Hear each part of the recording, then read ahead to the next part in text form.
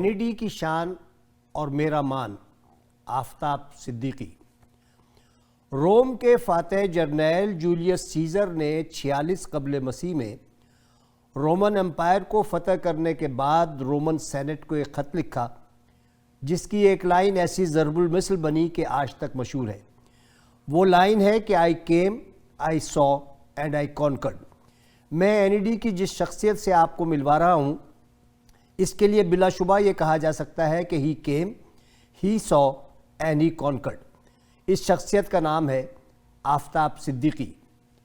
آفتاب صدیقی شاہد حسین صدیقی اور شاہجہاں صدیقی کے ہاں ایک ایسی تاریخ کو پیدا ہوئے جو عرف عام میں بڑے لوگوں کی تاریخ پیدائش شمار ہوتی ہے۔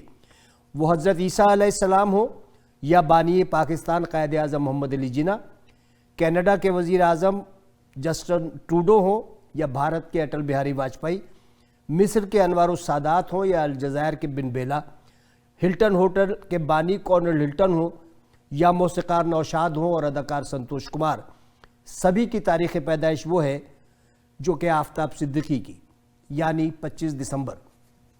آفتاب صدیقی 25 دسمبر سن 58 کو کراچی میں پیدا ہوئے اور اسی 25 دسمبر کو پاکستان کے ایک اور سابق وزیر اعظم نواز شریف بھی پیدا ہوئے، لیکن چونکہ ان کا برتھ سرٹیفکیٹ کیلبری فونڈ میں ہے، قطر سے جاری ہوا، اس لیے ہم انہیں فی الحال اس فہرست میں شامل نہیں کر رہے۔ آفتاب کا شمار بھی کراچی میں پلنے اور بڑھنے والے ان بے شمار مڈل کلاس افراد میں ہوتا ہے جو سرکاری اسکولوں، سرکاری کالجوں میں دھکے کھا کھا کے پڑھتے ہیں لیکن اپنے خاندان اور اپنے ملک کا نام روشن کرتے ہیں۔ آفتاب نے گورنمنٹ بوائز سیکنڈری اسکول سے میٹرک کیا، پھر گورنمنٹ سپیریئر سائنس کالج سے انٹرمیڈیٹ، اپنے 7 بہن بھائیوں میں 5ویں نمبر پر ہیں۔ این ای ڈی کے آنے بعد آفتاب صدیقی کی دنیا بدلنی شروع ہوئی۔ اسکول اور کالج کی روایتی سختی، والدین اور بڑے بھائیوں کی کڑی نگرانی جو این ای ڈی میں داخلے سے قبل موجود تھی، آہستہ آہستہ کم ہونے لگی اور آفتاب نے قد نکالنا شروع کیا۔ کہتے ہیں کہ آپ سب سے بڑے حریف آپ کے قریبی دوست ہوتے ہیں، خواہ وہ دوست ہوں یا رشتہ دار۔ لاشعوری طور پر وہ آپ کو اپنے سے آگے نہیں دیکھنا چاہتے۔ یہ صفت اور خاصیت صرف والدین کی ہوتی ہے کہ وہ اپنی اولاد کو خود سے آگے دیکھنا چاہتی ہے، لیکن یہ اس وقت تک ہوتا ہے جب آپ ان کے برابر چل رہے ہوں۔ دنیا کی ریت یہ ہے کہ آگے نکل جانے والے اور نام کمانے والے کہ سب اپنے ہوتے ہیں۔ اسی لیے کہتے ہیں کہ success has many fathers but defeat is an orphan. College کے زمانے میں لوبالی پن، کھیل کود، سیاست سے دلچسپی اور ایک دوسرے کو مختلف نام دینا اور پکارنا ہی لڑکپن کا حسن ہے، اور اسی طرح چلتے چلتے یہ پی ایس ایف کی آنکھ کا تارہ بن گئے اور پھر طلبہ یونین کے انتخاب میں آرٹ سیکرٹری بھی۔ ان کی یونین بھی عجیب لوگوں پر مشتمل تھی جن میں تقریباً سبھی اس کتاب کا حصہ ہیں، اور اس سے پتہ چلتا ہے کہ آفتاب صدیقی کی سنگت ایسے لوگوں میں تھی جو کچھ کرنا چاہتے تھے طلبہ کے لیے، نظام کے لیے اور ان کے لیے جو زمانے میں انڈر پریویلیج کہلاتے ہیں۔ زمانہ طالب علمی میں ایکٹیو ہونے کے جہاں بہت فائدے ہیں، وہاں ایک فائدہ اضافی بھی ہے کہ والدین کو اچھا رشتہ تلاش نہیں کرنا پڑتا اور اس کام میں لڑکا خود ہی آگے بڑھ کر اپنے ماں باپ کی مدد کرتا ہے۔ آفتاب صدیقی کے ساتھ بھی ایسے ہی ہوا۔ اپنی ایک ہم جماعت پر توجہ دی اور عہد کر لیا کہ شادی اسی سے کریں گے۔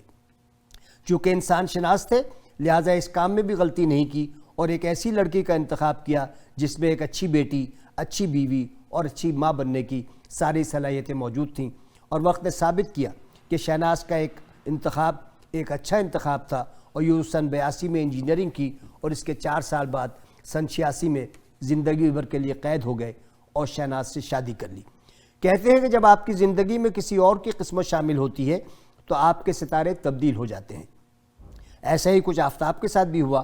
اب آفتاب ایک مختلف آفتاب تھے، جہاں ہاتھ رکھ دیں مٹی کو سونا بنا دیں۔ 1991 میں پیراگون کنسٹرکشن شروع کی اور اپنے ابتدائی 5 سال میں کنسٹرکشن انڈسٹری میں وہ مقام حاصل کیا جو اس انڈسٹری میں برسہ برس بھی حاصل نہیں کیا جا سکتا۔ انسان کی زندگی میں بیٹیاں نہ صرف خوشیاں لاتی ہیں بلکہ برکتوں کا نزول بھی۔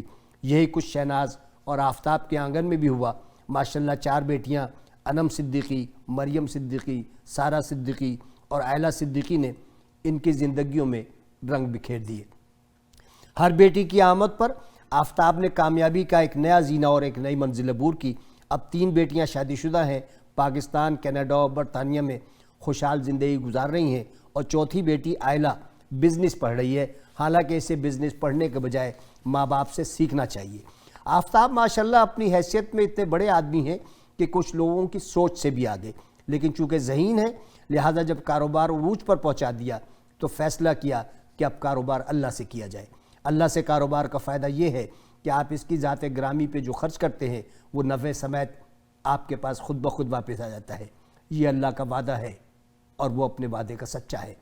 سیاست میں آنے کے باوجود اپنا پیسہ ضرورت مندوں پر بے دریغ خرچ کرتے ہیں, اپنی جیب سے اپنے حلقے کے کام کرتے ہیں, سڑکیں بنواتے ہیں. یہ ان میں سے نہیں جو حکومت کی گرانٹ کا انتظار کریں. اس رویے نے ان کی عزت, دولت اور شہرت میں مزید اضافہ کر دیا ہے, اور ایک ایسی مثال قائم کی ہے جس کی نقالی کرنا آج کے بونے سیاستدانوں کے بس کی بات نہیں. کسی دانا کا قول ہے کہ انسان کی انسانیت کی پہچان یہ ہے کہ اس کے دوست کتنے پرانے ہیں اور ملازم کتنے پرانے ہیں. انسان کی یہ قیمت یہ دوست اور ملازم ہی لگاتے ہیں. اس اصول پر بھی آفتاب صدیقی کو پرکھا جائے تو آپ کو حیرت ہوگی کہ ان کے ساتھ اکثر وہ افراد ہیں جو سن 91 میں کمپنی شروع کرتے وقت تھے اور آج بھی ہیں, اور دوست تو اتنے پرانے ہیں کہ اتنی پرانی تو شاید آپ کی کسی سے دشمنی بھی نہ ہو. آفتاب صدیقی NED آئے, انہوں نے دیکھا اور فتح کر لیا. اپنے کاروبار میں آئے, اسے دیکھا اور فتح کر لیا. پھر آخر سیاست میں آئے, NA 247 سے پاکستان تحریک انصاف کے ٹکٹ پر قومی اسمبلی کے رکن منتخب ہوئے. گویا سیاست کے کارزار میں بھی ہی کیم, ہی سا اینڈ ہی کانکرڈ.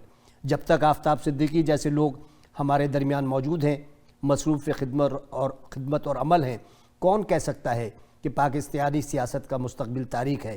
آفتاب جہاں بھی جائے گا آفتاب ہی رہے گا, جو کہ تاریکی کا سینہ چاک کر دیتا ہے. یہ اللہ کا فیصلہ ہے افق سے ایک سنگ آفتاب آنے کی دیر, ٹوٹ کر مانند آئینہ بکھر جائے گی رات.